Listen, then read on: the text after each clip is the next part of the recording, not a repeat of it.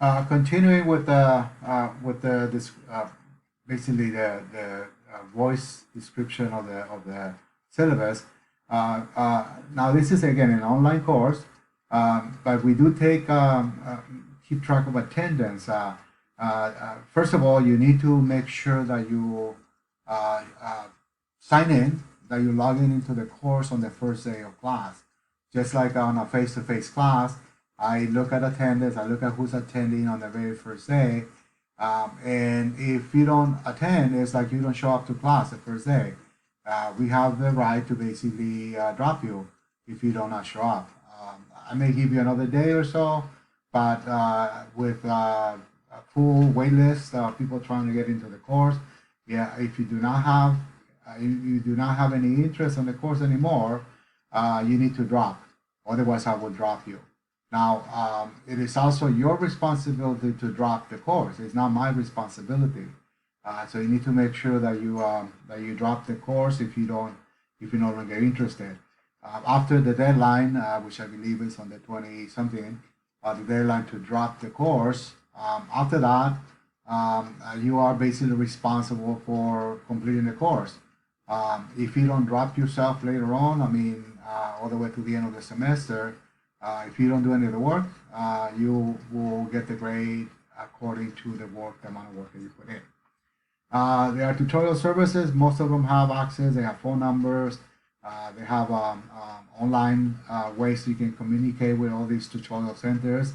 There's a virtual tutorial center, and then because we cannot go on the campus and because it's an online class, especially with this COVID-19 pandemic going on, there's many ways you can contact some tutorial services for them to support you in the course. Here's some information about research and proper citation.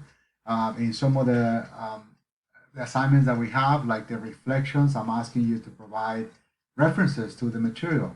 While they may not be fully on citations, like when you write a paper or so, you still need to follow the guidelines in terms of how to properly cite information.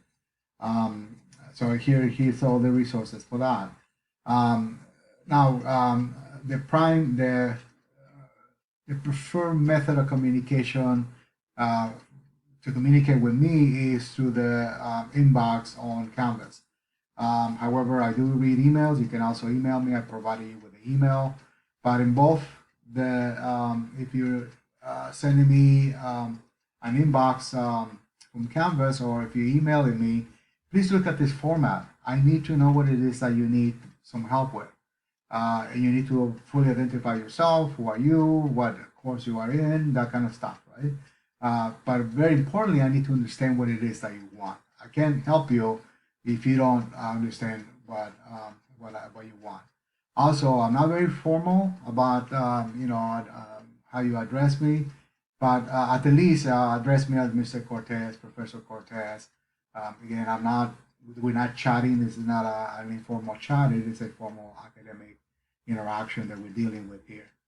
Now, I have made every effort in this course to make it available to all students, including students with disabilities. If you encounter a problem accessing anything in this course, please contact me immediately. If DSPS is the Disability Support Programs and Services. City College recommends that students with disabilities or specific learning needs contact me during the first week, I would say first week of the class, because of these short 8-week class. So you can discuss any kind of accommodations that you may need. There's a process, as it is in a face-to-face class, and as soon as I receive your request for accommodations, I will forward them immediately to DSPS, or DSPS will contact me.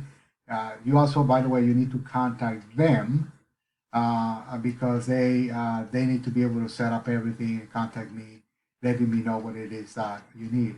Here are some links for their website. There's a phone number you can call, 619-388-3513, which is a voice normal, a typical phone, but there's also one that is a TTY 619-388-3313, where you can request whatever support you may need based on disabilities or anything else. So very important, add and drop information. The last day to receive, process all add codes and everything is June 23, 2020. The last day to withdraw with an AW is June 23rd, 2020. Last day to apply or to receive a refund is June 20, 2020. That's a crazy one. The last day to change to pass no pass grading is June 30th, 2020. And ultimately, the last day to withdraw with a W, past the drops out period, you may still withdraw with a W by July 17, 2020. Now, let me talk briefly about this. There's always some issue with this. With the COVID-19 situation, many people are affected directly, if not you directly, your relatives, and so on. There's a special withdrawal that you can still use that is called EW, which means that it's an emergency withdrawal. So let's say during that period of time and up until the class ends, if you feel that you need to withdraw due to something related to COVID-19, you can petition, and again, you'll have to go to this website down here, the one that I'm highlighting over here, or you may call someone directly at admissions and request that they give you an EW.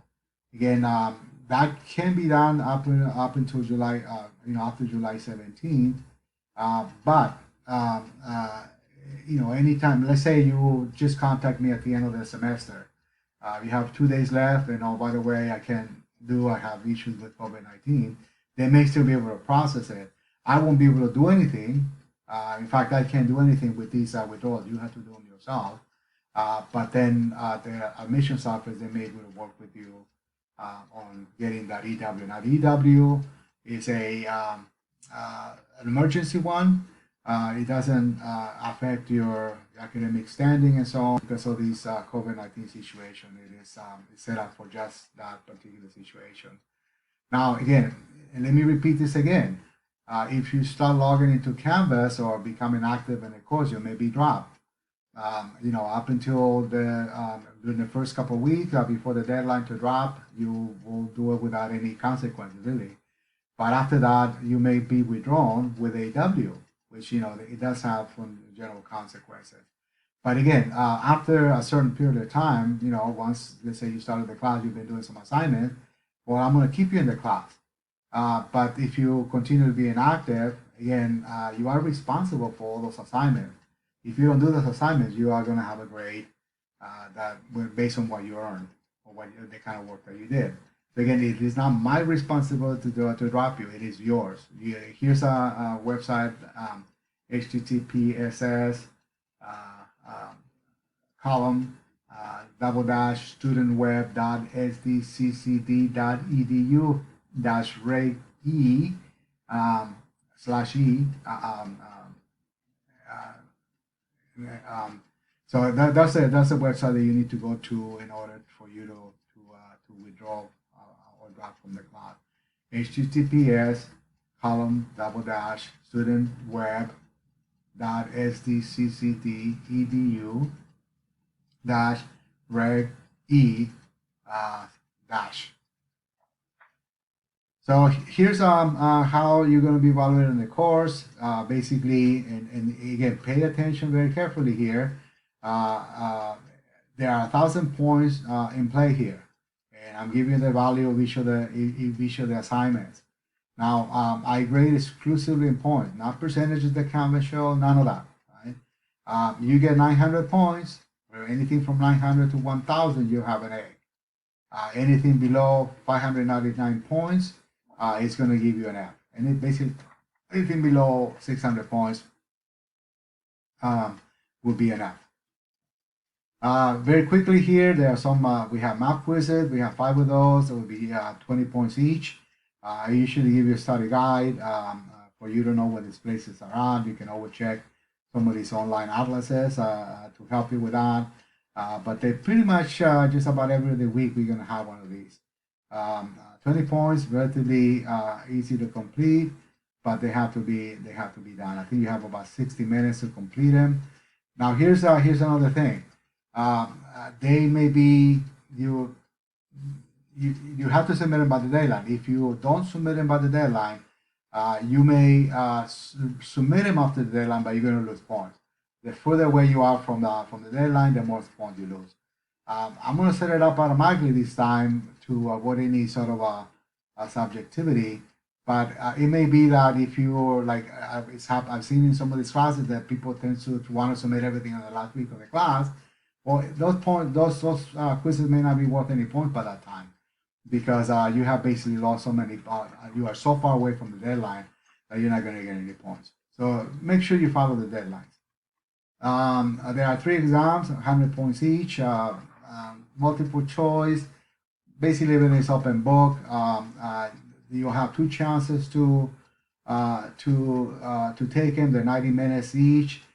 You won't be able to see the answers for these, but again, there's all kinds of precautions to prevent cheating and all kinds of stuff. So don't even try it. Just try to do the best. It's open book. Answer the questions so you can get those 100 points. We have an assignment called Geography, World Geography in the News. There's 4 of these, 50 points each, total 200. There's going to be one really starting out on Monday that is going to be due on Saturday, I believe. Give you some time to kind of get adjusted into the course. But I'll be posting a series of newspaper articles. These newspaper articles will deal with some issues related to the regions of the world we're talking about.